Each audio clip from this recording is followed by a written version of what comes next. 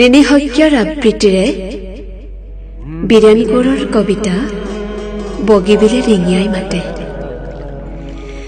মনৰ মাজত দুলি থকা বহুদিনীয়া সপোন এটা পূৰণ হ'ব। কিছুদিন পিছতেই জিলিকি উঠিব মহাবাহু ব্ৰহ্মপুত্ৰৰ বুকুত প্ৰাণ পাই উঠা বগীবিল দলং। সোঁৱৰণি হ'ব ফেৰীৰে কৰা বিপদ সংকুল যাত্ৰাবোৰ।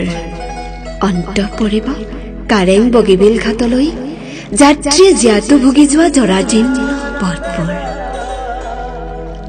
চিটিবাছত উঠি চিলাপথাৰৰ কনেংহঁতে নিমিষতে পাবগৈ ডিব্ৰুগড় বিশ্ববিদ্যালয়। মিলন উত্তৰপৰীয়া ডেকাৰ সৈতে মৰম এনাজৰীৰে বান্ধ খাব দক্ষিণপৰীয়া যৌৱনে গাভৰুহঁত।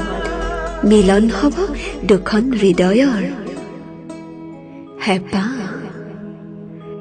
দিচাংমুখৰ ঐয়াজনী হেঁপাহেৰে বাট চাই থাকিব। বগীবিল পাৰে হৈ ইণ্টাৰচিটিয়ে কঢ়িয়াই নিব হেজাৰ হেজাৰ জনতাৰ সুখ দুখ আৰু মৰম ভালপোৱা। উত্তৰ পাৰৰ ৰাইজৰ ভেলুৰ সদৃশ অসম মেডিকেল কলেজ। বগীবিল দলঙে জোৰা লগাব বিনামূলীয়া এম্বুলেন্স সেৱাৰ চলাচলে।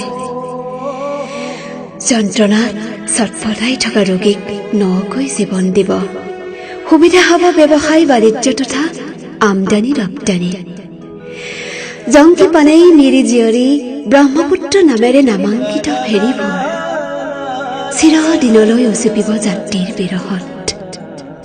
মুদৈয়ে বেহাবলৈ যোৱা বণিজৰ নাওখনি এলাগী হৈ পৰি ৰ'বলৈ দৰবালেজৰত।